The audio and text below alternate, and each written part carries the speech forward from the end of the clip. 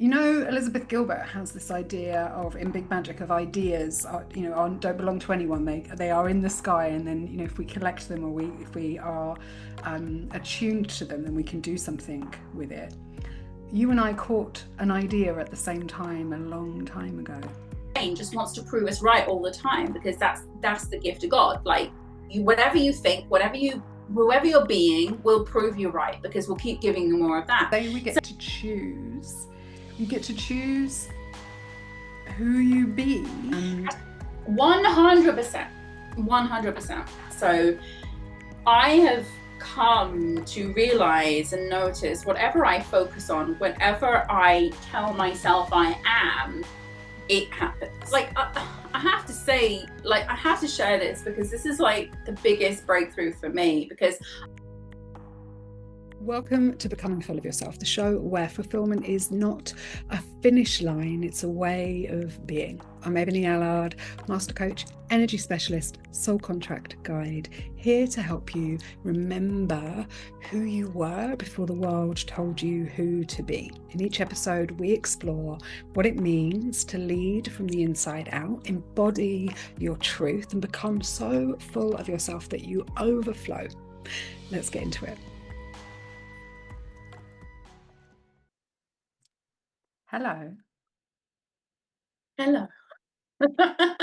I'm really excited about this conversation because even though we have spoken recently, but in between we haven't spoken for ages, but I actually think you are like my first online business buddy, friend, person, because, and distraction already.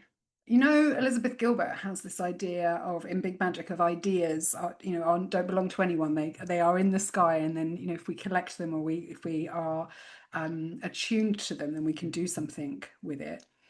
You and I caught an idea at the same time a long time ago. We did. But the interesting thing as well about that is, Yeah. you took a different path from that idea, and I took a different path from that idea. And I didn't tell you this last time, but Yeah. my business partner, who I do essential oils business with, she does human design. So you're really into that. I'm really into astrology as well. It's not just that one idea. It's like there's been like little fleckles of other things coming off of it, where you feel like, oh my God, like, are we sort of living in some parallel universe or something? So hang on, before we get like right into the conversation, you want to introduce yourself for people who, Yes. and then we'll tell them what this idea that we shared was. Yeah. I'm Michelle Dale. I have had a business called Virtual Miss Friday, which is where our connection is, since 2005. And I've pretty much been working online and doing online business development and strategy since that time. I'm super into it. It's my passion. But I've also done other things going off sort of the side of that, which are more the woo-woo stuff that we also have in common. But yeah, I'm just super into online business, but on a personal level, I'm also into like self-development, personal development, a lot of that stuff. So I pretty much combined the two in my life, and I created this business model called One Sourcing, which combines business, lifestyle, and mindset as a collective, because I don't believe you can have just business stuff isolated. You have to have that why, which is your lifestyle. Like, why am I doing this in the first place? Money is irrelevant. You need to know why. Do I want to travel? Do I want to have an amazing house or something like that? And you also need that mindset element in it. And I'm super into the mindset, because I believe that's what creates the business, that's what creates the lifestyle. So to cut a long story short, I created a business model which was designed around online business to give you the perfect lifestyle. The business is designed around that lifestyle, and the mindset creates all of it. And that's me. And we have lived these really weird parallel lives that mirror that in different ways and have taken it in different tangents. Yeah. And I've just spotted something that I've never noticed before, and I'm going to share it in a second. So when we met and when we started having those conversations, it's because I had a business then called My Girl Friday, which a lot of people don't know, because it's been a long time since My Girl Friday was the biggest part of my world. And for a long time, I was the entrepreneur enabler. And then And then I wasn't, right? And things shifted and changed. But that's how that connection happened. And it was at a time when you said, I'm going to work virtually, or I'll be location independent, or, I'm not going to come into your office, people, people looked at you like, Yeah, I was, yeah. go on. How is that? Like, I was insane. Like, there's no way. Like, literally, I remember I booked a one-way ticket out of the UK because, like, literally, I was just, I'm done, I'm out. And I landed and I was just like, okay, what am I going to do now? Because I don't know money. And I was just like, okay, I'm going to start an online business and I'm just going to do what I did office work before and, banking. And I thought, okay, well, I can just translate those skills on the internet. And, we had like crazy things like AOL Messenger, email. And I thought, I don't know, I can run a business from that. And then everyone literally thought I was mad. And I think I spoke to about 5 or 6 of my closest friends and family members and said, this is what I'm doing. And they said, no one is going to hire you. Because Why would anyone trust you, is what people said to yeah, me. when you're not in the UK.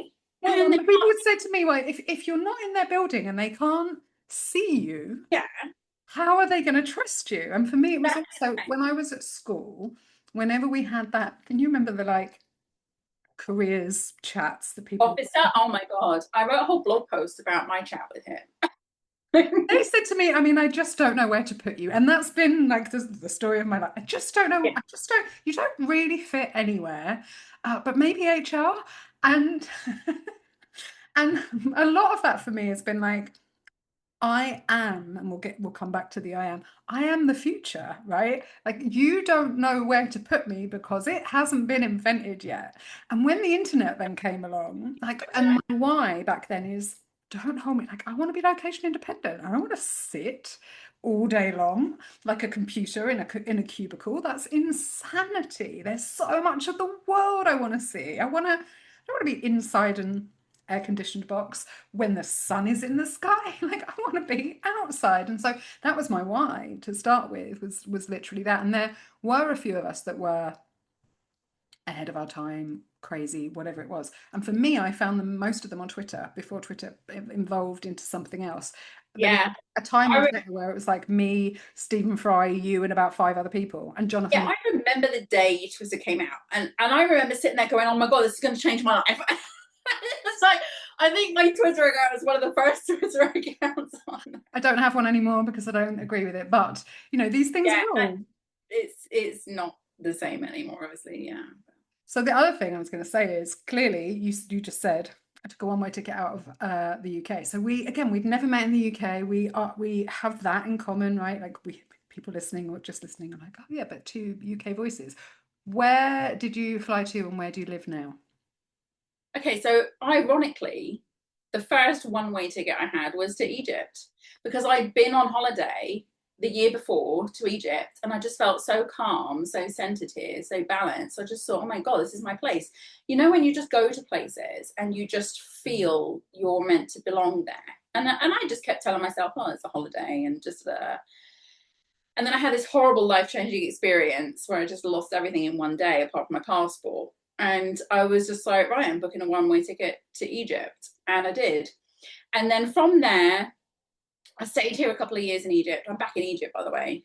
But I stayed here a couple of years and I went to live in France and I went to live in Spain and I went to live in Italy and I went to live in Greece. And I did about 5 years in Greece. I thought, oh, this is close, but I could never find anywhere close to how I felt living in Egypt. So about 11 years after my first, descent here, I came back and I've stayed ever since and I adore it and I love it and this is my place. And I hope to God that everybody finds their place in the world, because if you're in a country and you're feeling not settled, uncomfortable, that's your sign to say you're in the wrong place in the world, and there's a place out there for you where you're just going to feel like, oh, this is home, and for me, that's Egypt. So that's why I'm back here. I love that. I have discovered, and I haven't been everywhere, so I hold it back, but that place doesn't exist for me. It's Mm. inside of me. And 100%. 100%. the place that I feel most at home, people for years, I have a Sagittarius moon, I'm Sagittarius rising. There's a lot of travel and frontiers and truth and edges and all of that. And being a Sagittarius moon is a really interesting thing, because where do I feel most emotionally safe?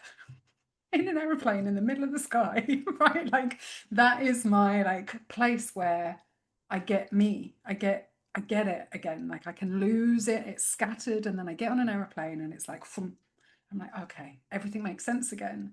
And when I astrologically look at astrocartography or whatever, and like look at where the best places for me to be are, they're all in the middle of the ocean. There is no land mass in the places where I'm supposed to be. You need an So island.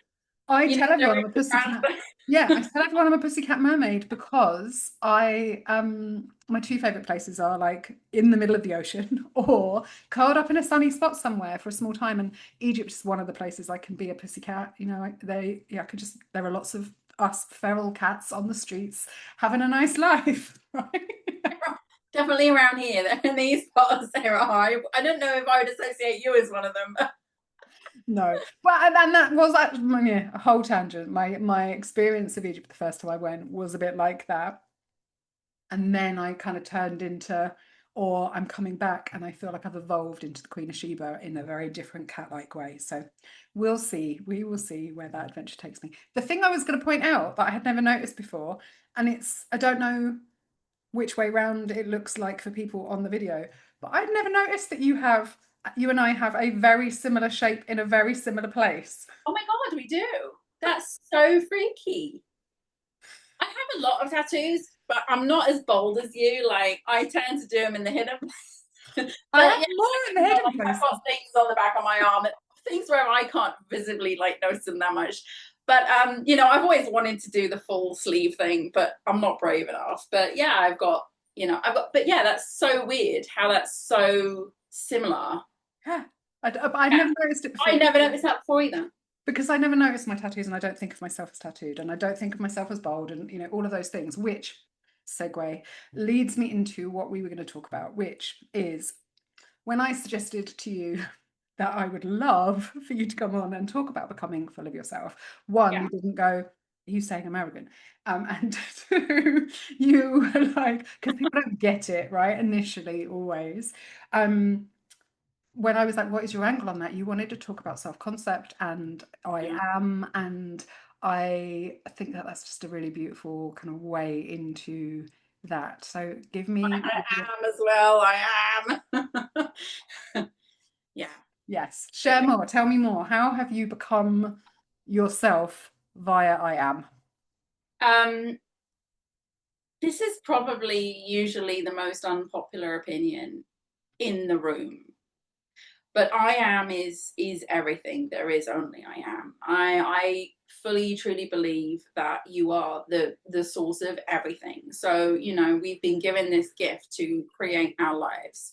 And we do it through our thoughts, our feelings, they create our actions and things like that. So I have come to realize and notice whatever I focus on, whatever I tell myself I am, it happens. So if I sit there and going, oh my God, I'm so fat, the next day I've gained another kilo on the scales. Oh my God, I'm getting fatter. Oh my God, and it doesn't matter if I eat freaking lettuce every single day. If my concept is, oh my God, I'm gaining weight, why is this happening? And focusing on that, I'll do it. Like, it's so, I think we overcomplicate life so much, thinking that we have to look on the outside of ourselves and try to somehow change that.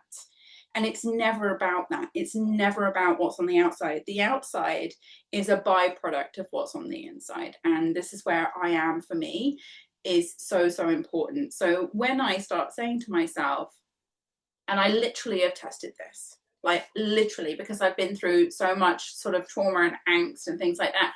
If I start saying to myself every day, I'm so beautiful, I'm so beautiful, I will start to look in the mirror and see myself differently.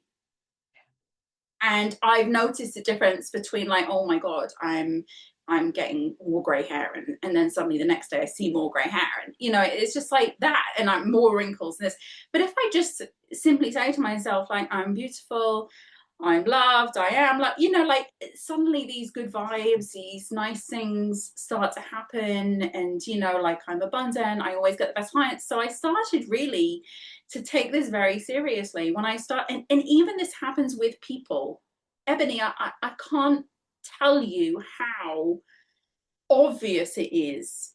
If I sit there and think about someone in my life and I think, oh, they think that about me and they don't like me and they hate me and they don't think this right, believe me, they will reflect back exactly. And if I switch my trajectory onto another plane, whatever personality, and I say, no, this person thinks I'm amazing, this person is always messaging me, this person is, it will happen, it will reflect, like, sometimes within hours, sometimes within days, depending on how much I know it to be true. And you can't say, I mean, sure, you've got no tangible evidence that this is true. You can't, like, although some people have, they've done scientific studies on brain waves and how your brain operates, and athletes, and like, all these kind of things. If an athlete wins a game, or like, wins a race inside their head, they'll end up doing it in real life. And there's so much study on that. Have you ever, so when Mystic to Maven was my longest running program, right? And when I first started that, one of the experiments that I would get people to do, and we stopped doing it for a little while, and then in the last few years I brought it back, and I have photographs of this experiment that I got people to do around I Am. And I got them to get 2 plants by 2 cactuses on the same day, or 2 yes, whatever, or you can do it with little bowls, or like I've done it with like a little cup of rice before, like an egg cup of rice. You can do it with water, but it's more evident with a plant, and it's more evident with a cup of rice. Now, if you're going to do it with a cup of rice, it's much quicker, and you can literally see what we're talking about. And you put them in different places, and you put one somewhere dark with air conditioning, or not a nice room, damp, and you put one somewhere that you find beautiful and is airy, or it's full of things that you like or adore, and it's just a beautiful place.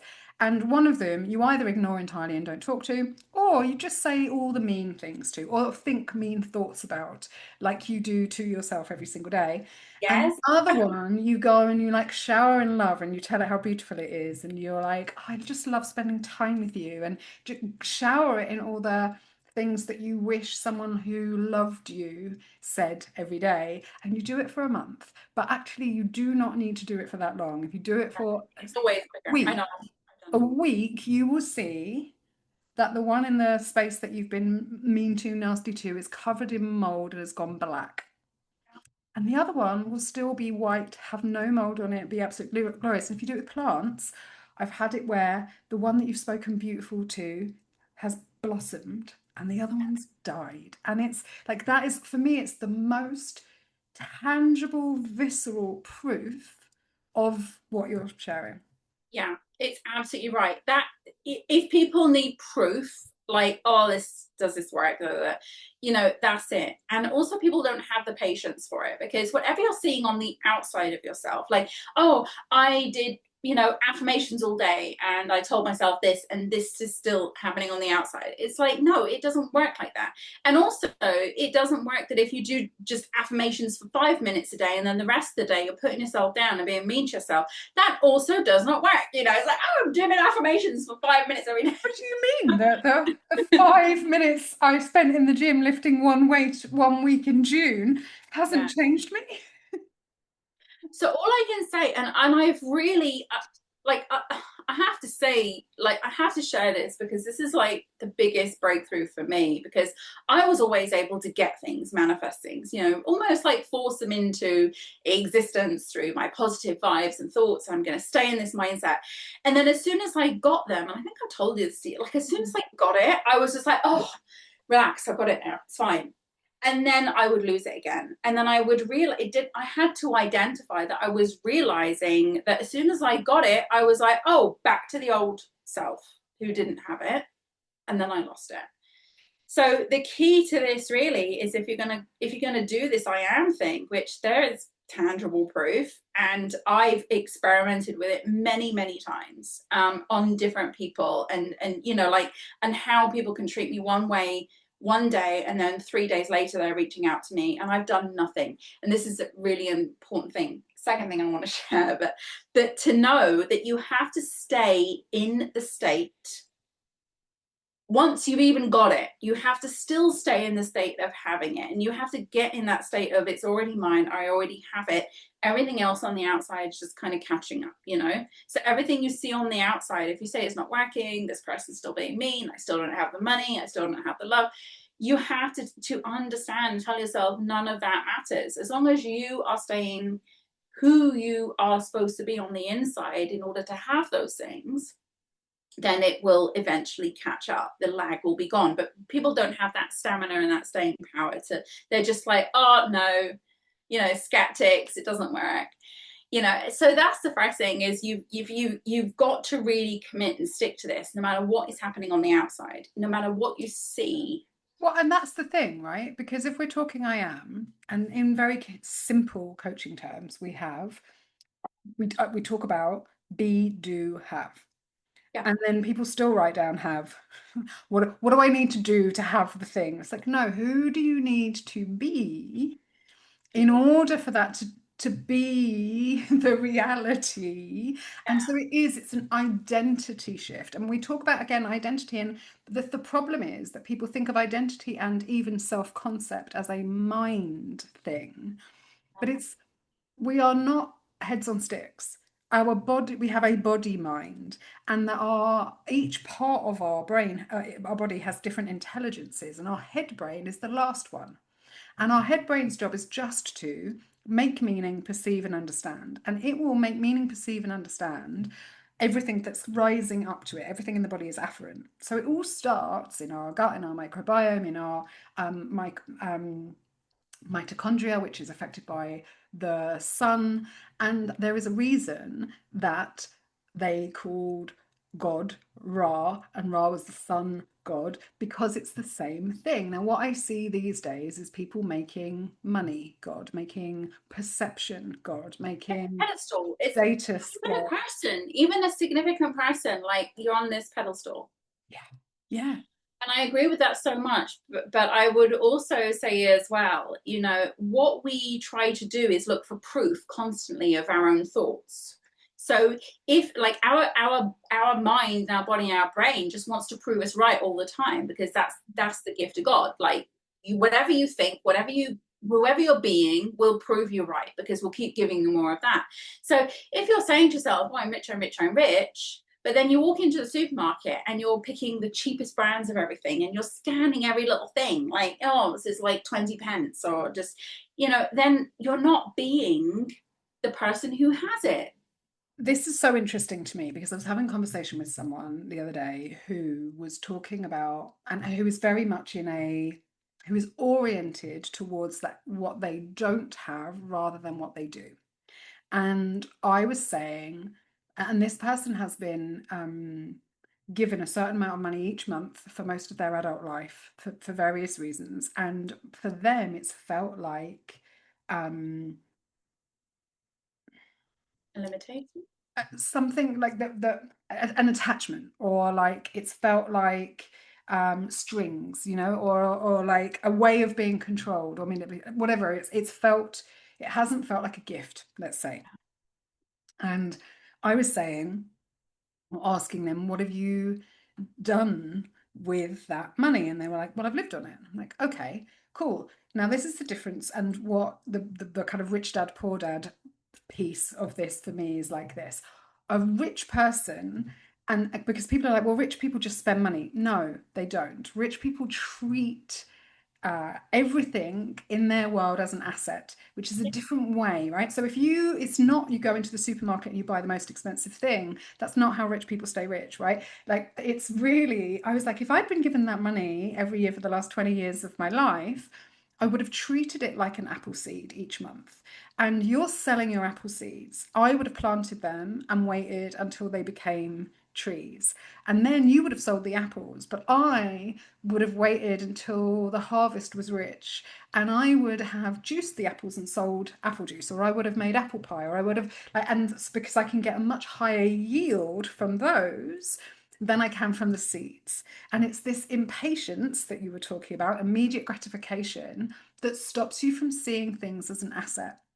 Yeah. And I this is something that I really wish that people understood. Rich is not how much money you have in the bank. Rich is how you perceive the resource around you. And for me, all of the stuff is can be gone tomorrow. I've experienced it. So have you, right? Like people are always like, how do you rise again after you've lost everything? I'm like, because I'm not attached to And it. you know it's there. I Knowing also it's know there. I am the asset. I am the asset, not the Like, stuff. you're the source of everything. Oh, yeah, I made it before, I'll make it again. Like you don't have to see it as like, oh my god, this is the end. It's so funny. It really reminds me, what you said really reminds me of this story I heard from Lewis Howes. I'll try and keep it brief, but like I always remember this interview and I thought, oh god, that's so true. So he was like trying to manifest money and he was just doing affirmations like, like I find money every day, I'm rich, I'm finding money every day. And he said he was looking on the ground and he saw like this penny on the ground and he's like, okay, one of the things I do a lot is whenever I have money, no matter how small, even if it's €1, like, thank you, more please. Thank you, more please. Like, this is just me. It's gratitude. It doesn't care. I don't care if it's €1, 1 million euro. It's the same. I treat it the same. So he said he picked up this penny and he was just like, oh my God, that's nothing. But he's like, no, I'll take this penny. I'll take this penny. Thank you, universe. And then he realized when he looked at the penny, it was like a super old penny and it was worth $4,500. This penny that he picked up off the ground was worth $4,500. It was like some, limited collection from years and years and years ago, big collector's item. And then that is how it works. But perception is how you see it. Oh, it's just a penny. Or, oh no, the universe is bringing me something way more that I personally in my 3D mind can't necessarily see. And you've got to be really open to this stuff. So when I was 14, my 13, 14, my parents separated and I felt like I was losing control. I was a teenager. My body was not mine to control anymore. Which house I lived in, like when I went to school, I felt like I was losing control of my life. And a couple of things happened. Some healthy, some not so healthy. One of those is I started to control food, and that's a whole story, and you can read it in my book. But I also started to do a thing which I now know is the beginning of magic. And I am magic. And I say that every day, and people say it back to me all the time. We all are. Absolutely, but I know it. I believe it in every cell of my body. Like I am magic, right? But it started from this one thing. I felt like I had no choice. And so I was like, I'm going to make a choice. And so the littlest thing and the memory that always comes back is my dad said, it's your turn to lay the table or get the table ready for dinner, right? And I was like, okay, what are 3 ways I could get the table laid? I could do it myself. I could pay my brother to do it. I could turn it into a game. I could put, and I was suddenly like, okay. And then when it was we'd finished, it was like, okay, what are 3 ways that I could get this done? Or what are 3 ways I could spend tonight? Or what are 3 different outfits I could wear today? And I started going through this thing where every single thing in my life, I would just inside my own head, not need to tell anyone about it, started to practice just for fun what are 3 ways that I could explore this, approach this, deal with this, have this outcome happen. And that means that 30 years later, I am so practiced at what are 3 ways. I don't even think about it anymore. I just know that there are options everywhere all of the time. And so when people come to me and they're like, I've got no choice, I've got no option, this is the only way it has to be done, I'm like, I know that's not true, but if you think that's true, it's true. I'm getting on the feels right now. I've literally had a conversation with a very, very close family member to me in this last week about something that was obviously very traumatic for her. And I've been through traumatic stuff myself. And I said, that wasn't your only option. And, and it got defensive and it got like, well, there was only one option at the time. And I'm like, but it wasn't, but that was the only option that you saw. But there was. And as soon as you could say to yourself, and I've done this many times myself in my life, no, this is not the only option. It doesn't matter what people are saying to me. If they say if I talk to 10 people, they all 10 say exactly the same thing, all those 10 people, I'll say, no, I just haven't talked to enough people. There's other ways, there's other things, there's other options, always other options. And it's whatever you decide. And it's like the meaning we give things in our life. The meaning is so important. Like you can have one person who you can tell a story to and say, well, this happened to me, and they'll go, oh my god, that's the worst thing that could ever happen to you in your life. And you've got another person that can say, oh my god, what an opportunity, now you can do this, now you can do this. It's perception, and it's exactly the same thing, but how you perceive it and what you decide is true about it and about yourself Yeah. I is did the only thing that matters. I did a transactional analysis at training many, many years ago, and they shared a story in that around a mother who had twin boys who, when they were being very high energy and challenging for her, would say, oh, you're going to end up in the loony bin. And it became something that she said over and over and over and over and over. And they both did. But one of them was as a patient and one of them was as a doctor, as a psychiatrist. And that story has always, again, like landed with Yeah, me because I am like, you're like, but it was predicted, it was told to me, it was dictated. It's like, yeah. And I recently was at an event where someone was telling a story about being stuck in LA traffic and how angry it makes her. And again, I had this training many, many years ago around like stimulus and response, right? And it's not the same. Like how you choose to respond isn't always the same. Like we don't have the same triggers. And I used to be someone who would get so impatient. It's stuck in traffic, right? Like I have somewhere to be. Why are we not there? And now I'm like, oh, what podcast can I listen to that I haven't listened to yet? Or yes, oh my god, I heard this the other day. So there's so many synchronicities. Like I literally heard someone say this the other day. Like if you're stuck in traffic, you'll either see it as like this inconvenience, and you've got to be somewhere, and you're going to be late, and you can think about all the things that are going to happen once you're late, and it's all going to go bad, and this person, or you can just like, oh my god, this is like, thank you for this time. Thank you for this moment of stillness. What can I do? Can I sit here and plan what I'm going to do next weekend? Can I sit here and think about like how I can, educate myself, or and it, also like these days, and again, we used to be like, I need to let everyone know, and I need to like think of a way of making it up, or I need to and yeah, again, it's like this how is what we bad. We do. label it. This is bad, or we label it. This is good. And so even this week, one of my current teachers, someone who I'm engaged in a thing with, she's had to move or change the time of a class twice now, 2 different weeks. And both times she's just sent out via her assistant, something unavoidable has happened. We're going to reschedule. This is the date and time. And I'm like, I, I still really over-explain myself, man. I'm like, that's so Yeah, clean, it's so pure. And I'm like, initially my brain goes, you need to tell us why. Like, what happened? This is unexcusable. And then I'm like, it's none of my business. And if I tune into the energy, there's no drama. Like she's sent it yeah. out in such a way that there's absolutely no drama. And yesterday she rescheduled something, and about 10 minutes before, I was like, oh, there's another class I really want to go to at that time. I'm like, I'm tired. Which one? What do I want to do? Do I want to go to this one? Do I want to go to that one? And then I got this message going, something unavoidable has come up. We're going to reschedule this call. And I'm like, thank you. Right. Decision made. I On know. one.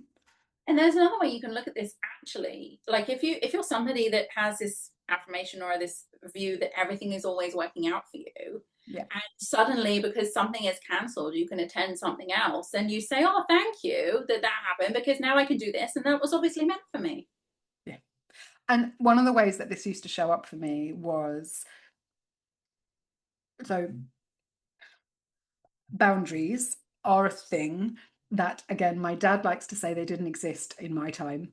And I'm like, they didn't exist because, you know, they people who had them, it served them, and people who didn't, it served, like whatever. I have shifted my reality. It's like we are a generation that really talk about boundaries in a way that I think we have to be because of the internet and social I think media. we have to be, because time and space is shifting, and the thing that we're being asked, we're becoming one, and there are no edges, and time and space are morphing. And so the biggest thing for any of us to work on is our own discernment and our own yes, no, I'm letting this in, I'm not letting this, right, ability to filter, right? And um, for a long time, I was like, okay, I need to have firmer boundaries. And I then attracted a bunch of coaches or people in my life who had like fierce, officious boundaries, would be like, you'd send them a message out of hours, and it would be like, this is not my office time and don't try and bother me, and that kind of thing. And I was like, and then, so sometimes we have to experience contrast. And then I would have people who are boundaryless, like message me whenever you want. And I would then feel a little bit unsafe around that because, when am I going to get a reply, and how will it work? And it just Yeah. is not very right. And experiencing all of that has been very, very helpful, because if we come back to the I am, we get to choose who we are. So then it's, who do I want to be? How do I want to relate to boundaries? And my decision that I came up with is I want to be someone who has clear boundaries that are soft. And Yes, excellent. they're very Yeah. clear, but they are mutable, right? Like they're like really good collagen or elastin, right? Like I they call them always. liquid boundaries. Liquid boundaries. Like I have a word for that. Like, Well, yes. mine snap back, right? It's like you Yeah. can push them, but they might snap back in your face, right? It's like they exist, they're clear, and that's been something for me to explore and work with. And like I think that's the thing that when we say we get to choose, you get to choose who you be. And so I'm curious, just to make it a little bit more personal, what are some of the I ams, or the who you bees, because this is about becoming full, right, of yourself, that you've made conscious choices of in the last year? Oh, how long we got? I would definitely say to condense this, Yes. definitely, I think the biggest one for me is around love.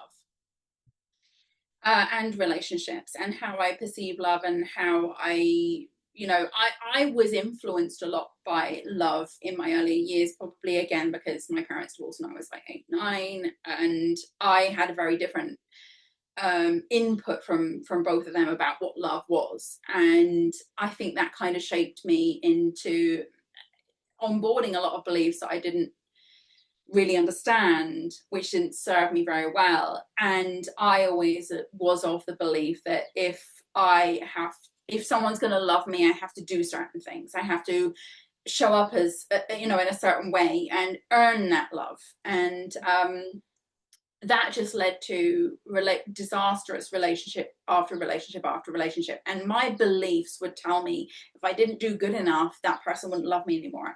And then I got cheated on, I got left, I got, like all of these things. I never got treated well. I was never a priority in any relationship. Yeah. And then I just sat down, I think, one day and just realized, well, I don't treat myself well. I don't prioritize myself.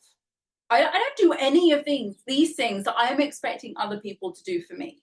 I don't do them for myself. So how is it that I'm expecting these other people to give me that? And then that for me was the biggest shift, that I have to treat myself the way I want to be treated. I have to give myself the love the way I want to be loved.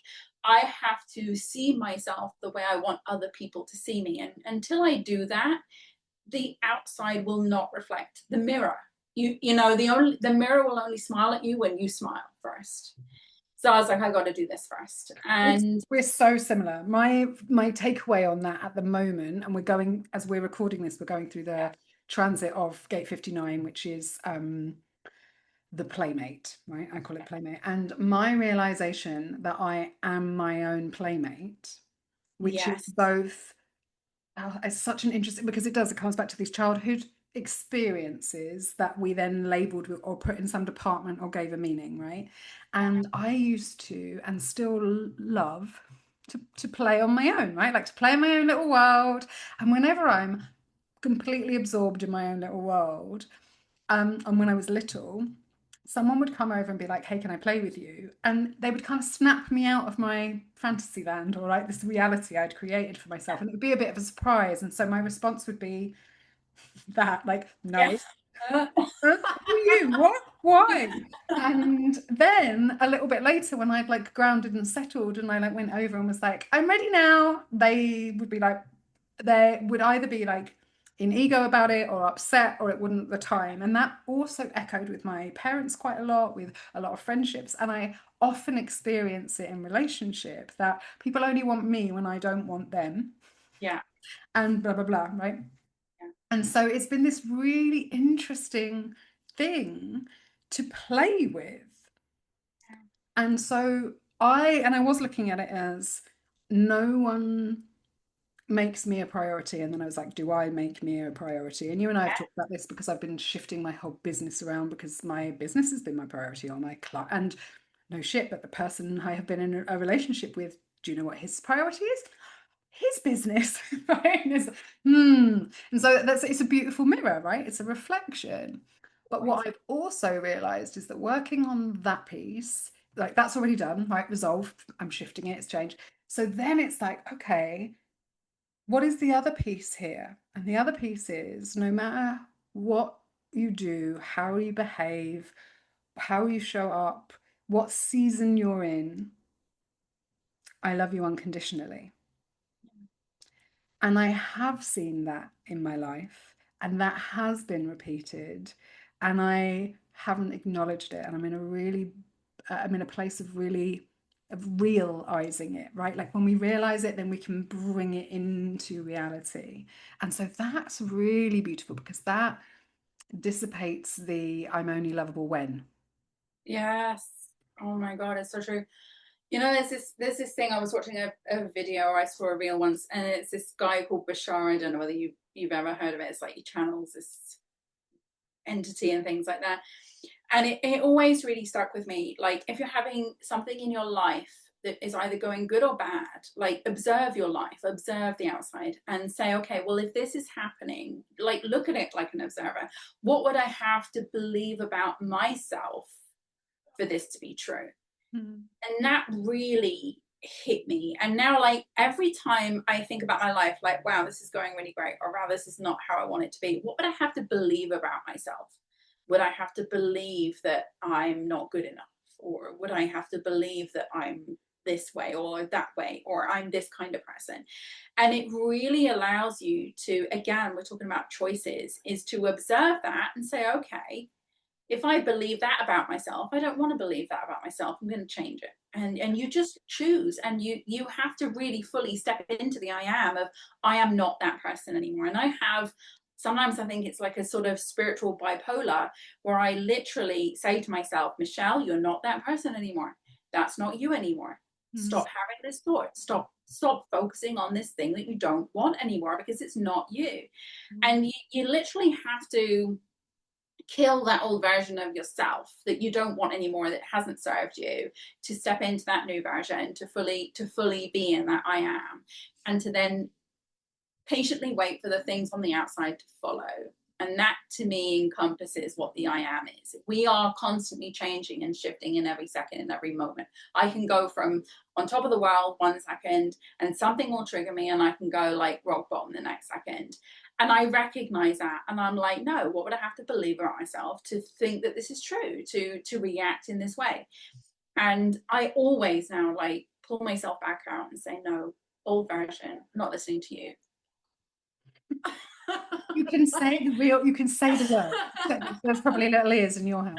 I I love this, and there's one last piece I want to circle back to because when you said just then, I'm not this old one. I get to, I've got to kill that old version of myself. For me, it's about integrating that version. And there are some times when I've continued to loop, even though I don't want to. And I'm like, why am I still looping? Why is this still happening or still being my experience? And I want to link this into commitment and devotion because I think it is really interesting.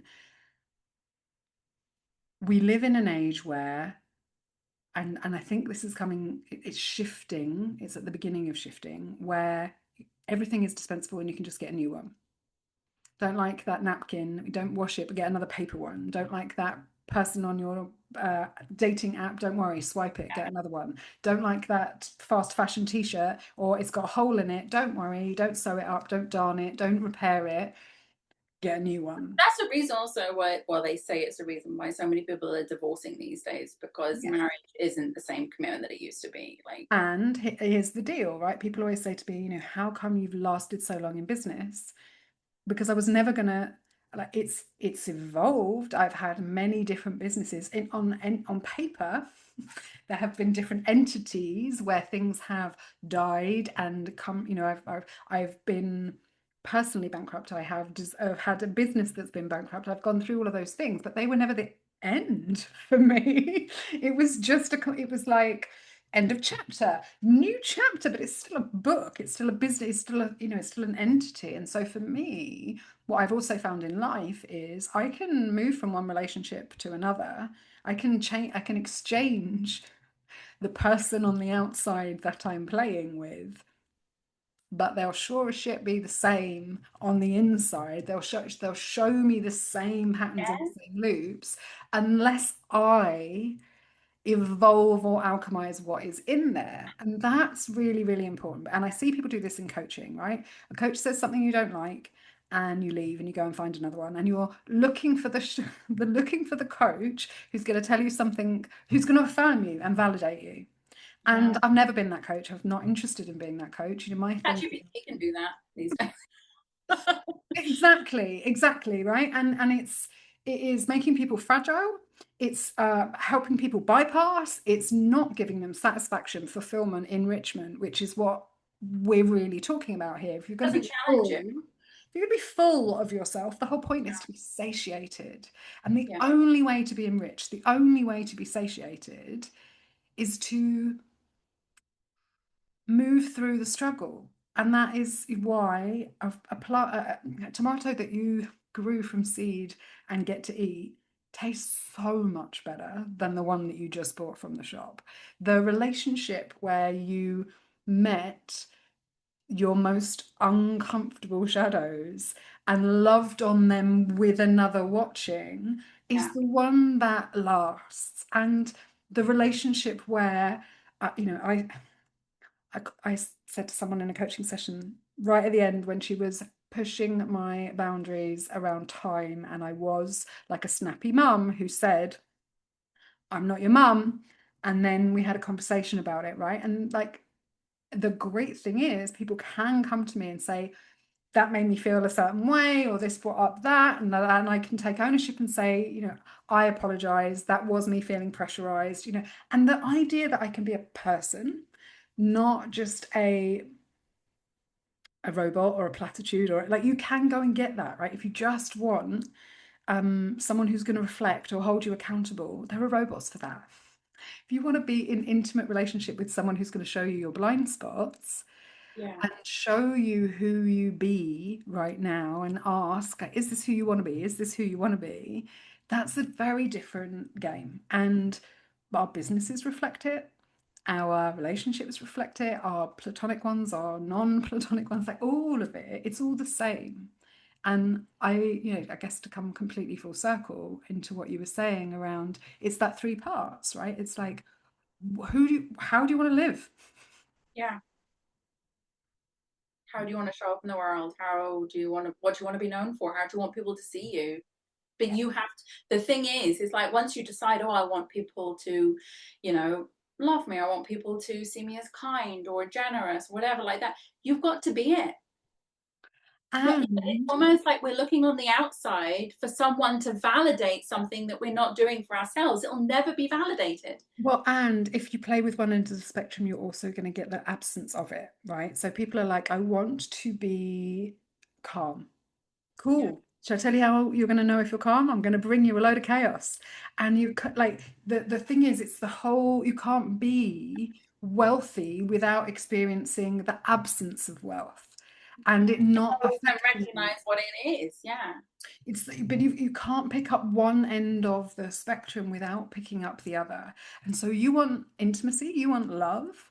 You're also going to feel rejection. You're also going to feel unseen. And it's like, can you then still have intimacy with life? Can you still have intimacy with yourself? Can you face, because intimacy means one, like into me, I see, but two, it's like, am I being honest or where am I being dishonest with who I am? And most of the time we forget who we are, right? Like in that rejection, we forget Or I'm we don't never want to rejected. face who we are because we know we probably won't like it, or we realize that everything on the outside is an actual reflection of who what we're telling ourselves, you know.